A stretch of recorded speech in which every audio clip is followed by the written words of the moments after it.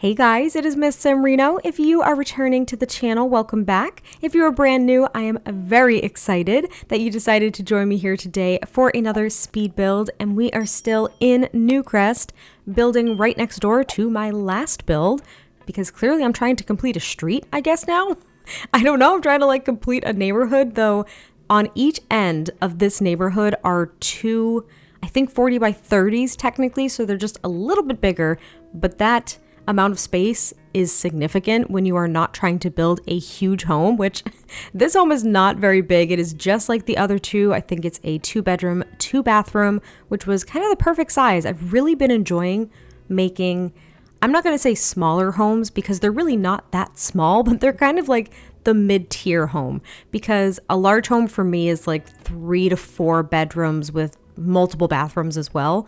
This feels mid-tier. It feels achievable if you were trying to play with a family and not use money codes to cheat. Like if you were not going to just do free real estate or motherload the heck out of it, this seems like an achievable home to be able to purchase over time, if that makes sense.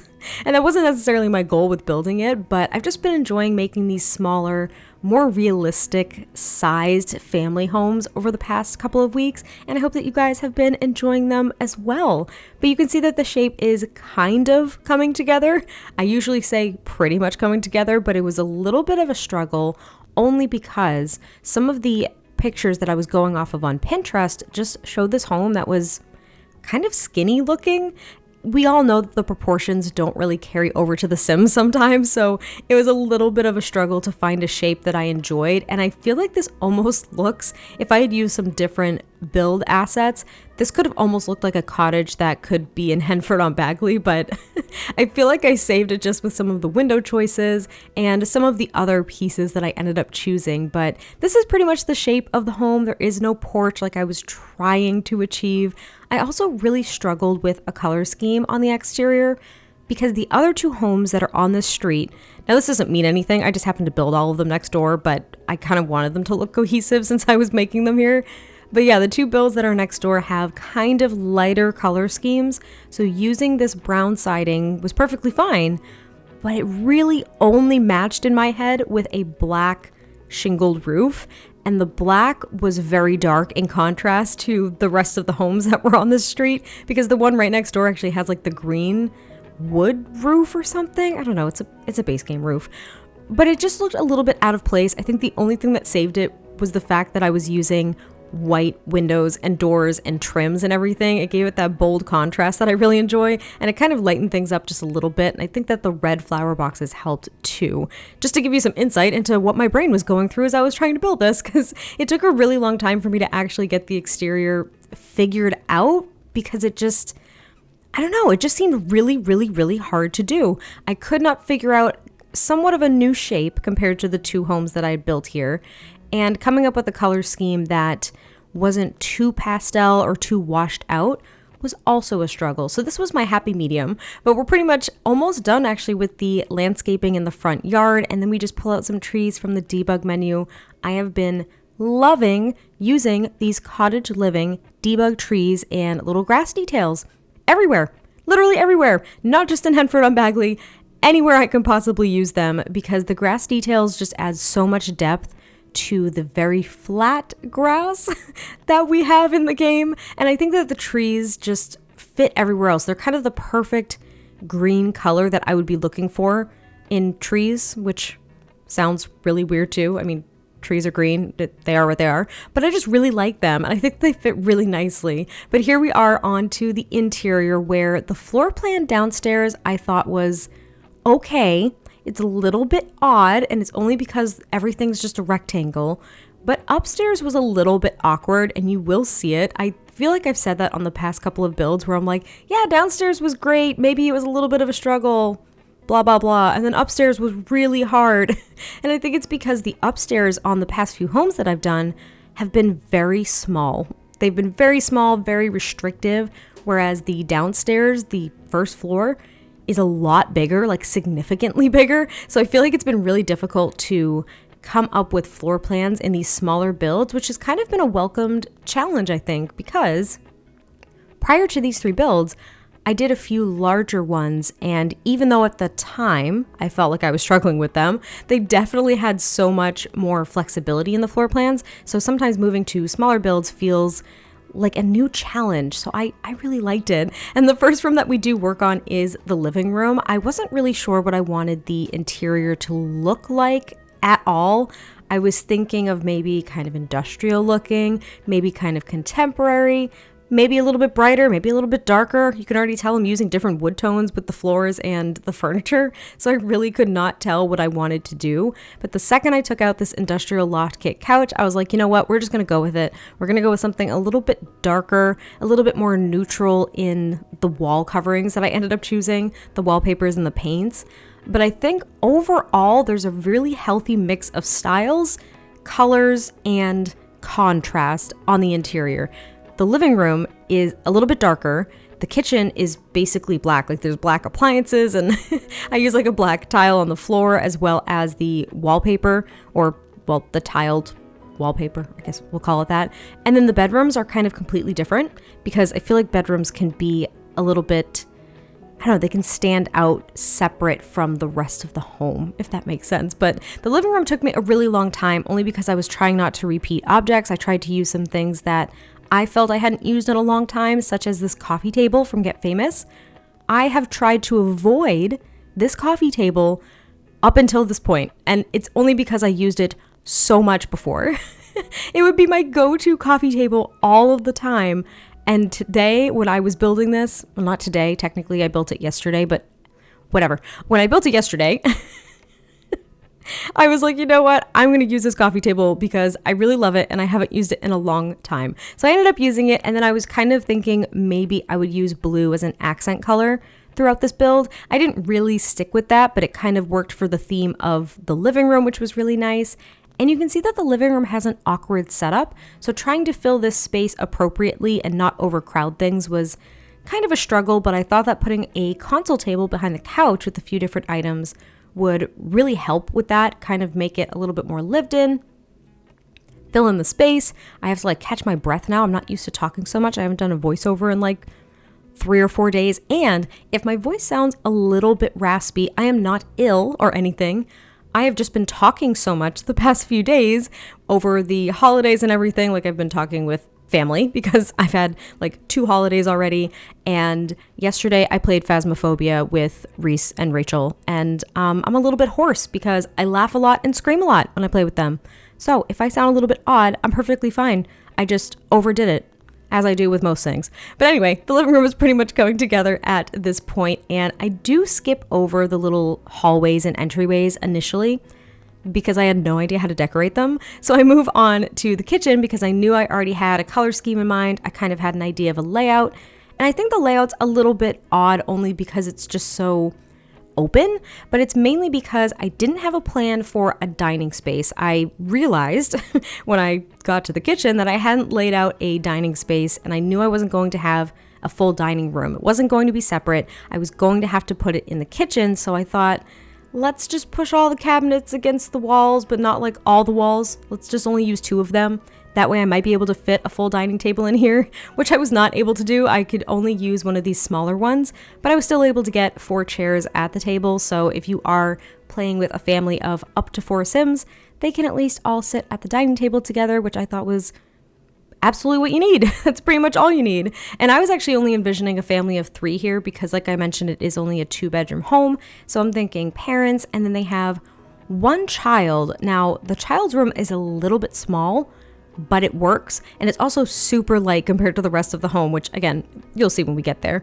But I did really like this kitchen. I'm not used to doing darker kitchens. They're very out of my comfort zone. I haven't done too many of them before, but this one I thought came together really nicely. I was a bit surprised, mainly because I thought that it was going to be too dark.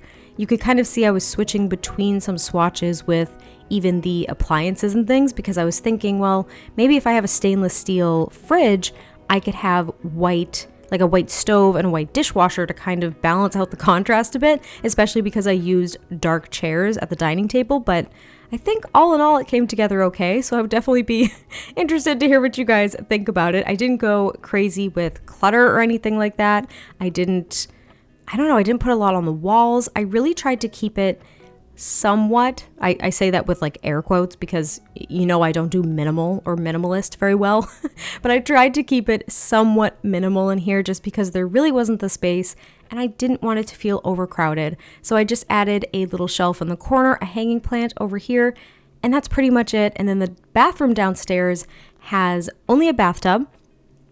I've been doing that a lot lately where I have, like maybe an idea for a half bath and then I think, I can just toss in a bathtub there. So there is a bathtub downstairs and then upstairs, I believe is a shower tub combo. However, the bathroom is off of the master bedroom. So it's an ensuite, therefore the child in the household would have to go downstairs.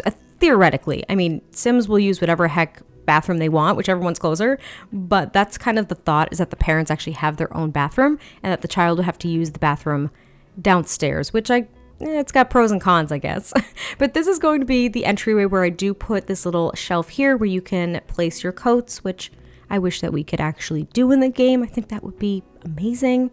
And then there's also going to be just a couple of plants and wall art because there's nothing you can really put in a front entryway that's super duper functional that makes sense. There's also a console table that just has a few decorations because I feel like that's always necessary in an entryway. I can't think of anything else for entryways half the time, but I did really like it. It is very neutral, but it still looks very clean, and yet some of the flowers that I used I feel make it look a little bit more warm, and that's always my concern with either very neutral color schemes, number one.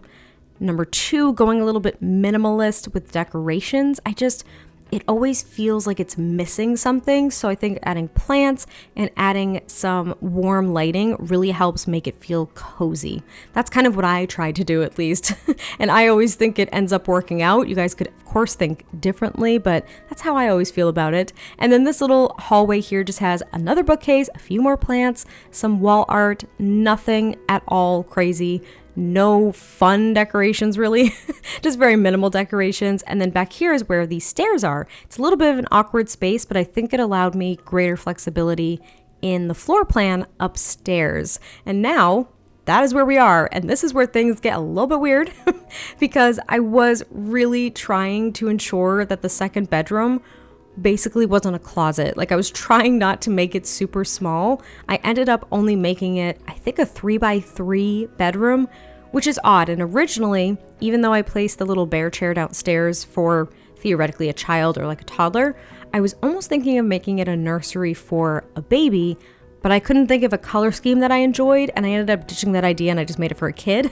You can, of course, change around any of these rooms that you'd like if you want to download this build, but that is what I was envisioning when I was actually putting it together. But the first room that we do work on is the master bedroom, which is a lot lighter than the rest of the home. I can't stay away from this bed from Dream Home Decorator at all. I really, really, really enjoy it, and I thought it was going to be perfect for this room. It's very simple, clean, and cozy looking. I also used the ottoman and a rug from that pack. It has ended up being one of those packs that I use in every single build, and I'm very surprised by that because I don't really like the style of furniture, to be completely honest, that came with Dream Home Decorator, and I think some of the swatches are difficult to use, not impossible, but just a little bit difficult. And therefore, I'm really shocked that I use them as much as I do because I never saw myself as enjoying contemporary decor and furnishings at all. But it's worked really nicely. And I don't know, now that we're kind of maybe, I don't know, how long are we out? Like how far are we out from Dream Home Decorator? That had to have been at least 6 months. Oh, I can't even remember. It was earlier this year. What are your thoughts now, kind of reflecting on Dream Home Decorator a little bit? Because I know myself, and this is just me, mainly because I'm a builder, I don't want to be in live mode and then do building things. Do you know what I mean? It just doesn't work in my brain. But I did still really enjoy the gameplay in a lot of ways. And I really, of course, enjoyed the build and buy and the creative sim assets that we got with that pack. And I think it was really cool to kind of extend that gameplay into live mode. It kind of gave you a balance. Like if you're not a builder, you could still build some things, have an impact on the Sims worlds, right? Their other homes and everything.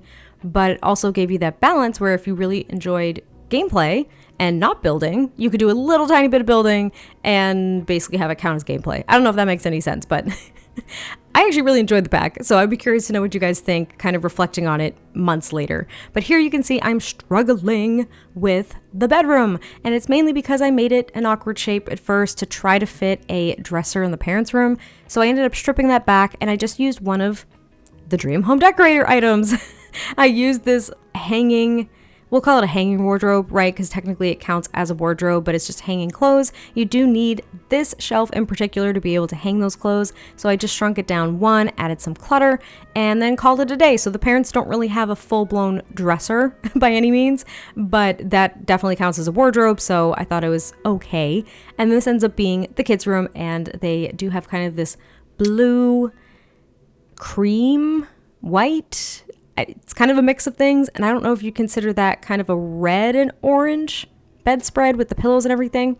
It's a very nice, pretty, bright color scheme, I think. And I just added a few of these shelves with some toys. There's just a mix of clutter on top of the dresser, but I couldn't add too much because the room was really, really small. It works for me, but I know it could be challenging, especially for a child to grow into. Like thinking of a teen in this room, where I usually give teens more things to do. Like I might give them their own computer. I might give them an instrument, a punching bag, some kind of workout equipment.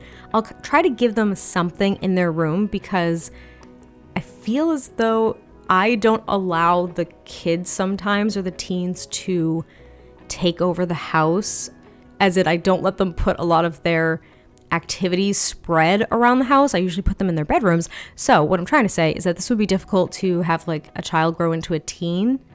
And I think I missed an opportunity here to add any kid activities. I think I add a toy box out here on this landing area right next to the family computer, which is something. It's definitely something. And there is, of course, the stuffed animal in the bedroom as well. But I think that there is an opportunity to add some more kid activities if that's something that appeals to you in your play style. But anyway, that is pretty much the landing area. There is a family computer there. Another bookcase. There's tons of bookcases in this build. And then just another plant. And then we also have 2 patios or decks. I guess one is a balcony, actually.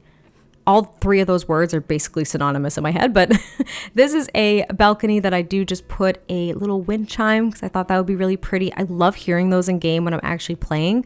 I think it's really peaceful. I really, really enjoy it. So I added a couple of chairs there. And then down here on this back porch, there is a grill as well as a cooler. So your Sims can do some outside cooking. I don't think I actually gave them a outside dining table, but that was on purpose. I actually really didn't decorate the backyard that much. You guys will see that we're starting to work on it here, and I only give them a couple gardening plots and I think a chicken coop. I was trying to diversify the backyard a little bit. The last 2 homes both had swing sets in the backyard as well as outside dining. One of them had a shed for some tinkering with robotics. This one I wanted to keep almost kind of empty. That way, if you guys did decide to play with maybe a family that doesn't have a child or anything like that, that you wouldn't have to strip back the backyard along with the bedroom. Maybe that's just a cop-out for me. I don't know. I didn't really decorate the backyard, so I hope you guys enjoy it, but we're pretty much almost at the end of the build, so I hope you guys did enjoy this one.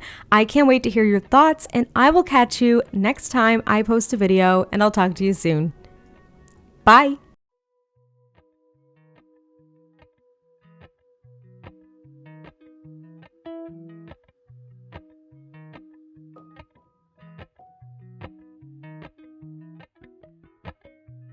Appalachian sunrise meets my skin. Even with my eyes still closed, I can feel it coming in. Golden, golden, I'll follow only golden, golden, golden, golden things.